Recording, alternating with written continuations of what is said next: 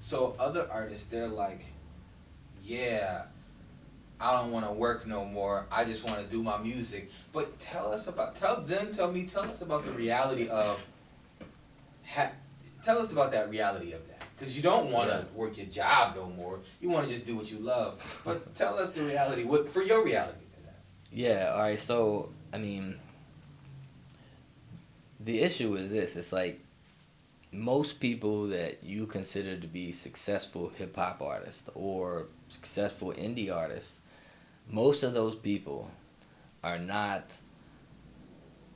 just making their art and living off of it. That's the reality.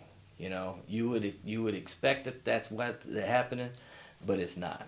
Most of the time they have like a bartending job or they have like some other job that allows them to kind of leave or come back, or they're very kind of flighty individuals. They'll go make a certain amount of money that they need and they will quit their job and not go back to it. But I mean, seriously, I mean, all of the acts, and I work with a lot of acts that are already kind of established too. Like if you look at like Heidi Feek or Nicole Atkins, or these are people that already they're established in their industry, right? In country music and folk music and all this other stuff, but they have jobs and they go to work and then they make a certain amount of money and then they go to Europe and play 25 shows and then come back and they you know the key to blowing up is not like somehow deciding that you have to be completely independent and this has to pay you and be your sole source of income. What's more important is that if you do find something that you can put your heart into and that makes a difference in your community and gives back to the culture and the people that you love and care about, and it's conducive to you also making art and doesn't get in the way of that, then if you can marry those two things, that's the dream to me, because um, I know there's a lot of people out there that they want. It's kind of like making the NBA the dream. They're like, but how many people will ever get there? Like you got a certain percentage. You can still make a great living making art. And you can still have a fruitful life and be respected in your community and travel other places and have fans and people all over the United States that love you and in Europe, um, and make a great life making art. But you might not be in anyone's top 50 or top 75 list, and that's okay. There's nothing wrong with that. We all have different paths. I think a lot of people though they want that very top. They want stardom. You know, And it's cool if that's what they want. It's cool. right? It's cool. That was the realization for me. And again, when I was telling you that I had got signed to an independent label, Hmm. I was like, what was I like 21? And I was like, yeah. But then when I realized I got in the studio with some of these guys who were playing the instruments on my track, and like this guy was old with a couple kids. This guy was this like guys I never seen before, but they were fabulous players. Right. And these guys make more than I would have thought. And this guy just play bass, Right. but he teaches. And this guy he plays guitar, but he paints. But he does this and he does that, and it's like five, six different things that they do. Yeah. And it's like, wait a minute, it changed my perspective on what making it was, because these guys were happy, and the label was paying them to play it on my record. Yeah. And I was like, huh. So there's different levels to this, and you don't have to be Anderson .Paak, but you can totally still have a show or perform on in front of 30,000 people or whatever all the time, and people may not know you like Anderson .Paak, but you still could be on. I mean, you just got off tour. Teaspoon just came back from wherever he came from. Europe. Yeah. So Yeah. The situation is, you kind of have to come to terms with your art and yourself. Like to me, I'm not under any kind of illusion that I think my art is like top 50 music. Like it would be great one day if someone found a song that they really liked that much and then it blew up that way. But my goal with my music is not to like hit the billboard. Like my goal with my music, and I decided a long time ago, was to you know um, make change in the culture and the community that I care about. And so that leads me in different spaces than it does other people.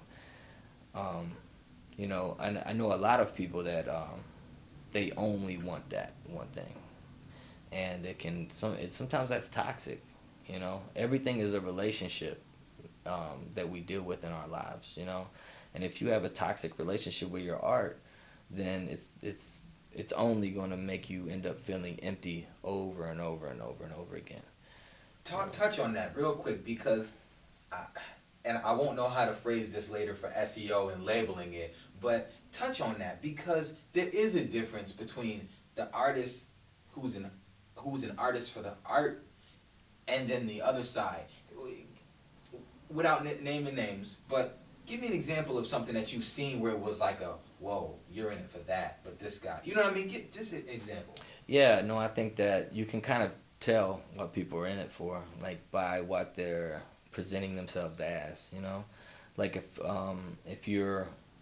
someone hits the stage and they are very much about commercialism and selling commercialism, then you can expect that person has goals of making it commercial.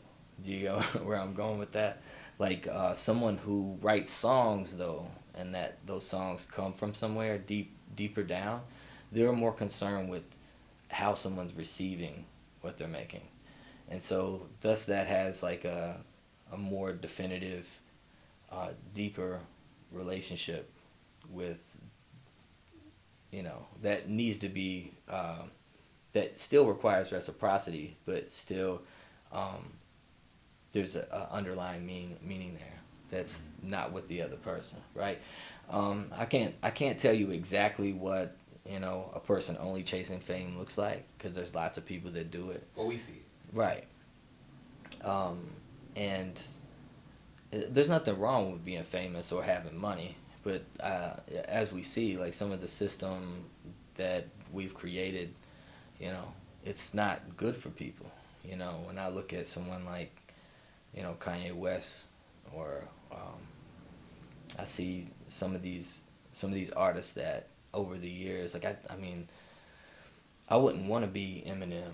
Like, has to stay in his house all the time and not communicate with people, and like to me, just listening to him talk, like I feel like it seems sad. You know what I mean? Like there's something that's not enriching about his life. He doesn't want to smile, or everything that he's saying has to be serious. There's no, like, to me, there's so many other dimensions of being a human being.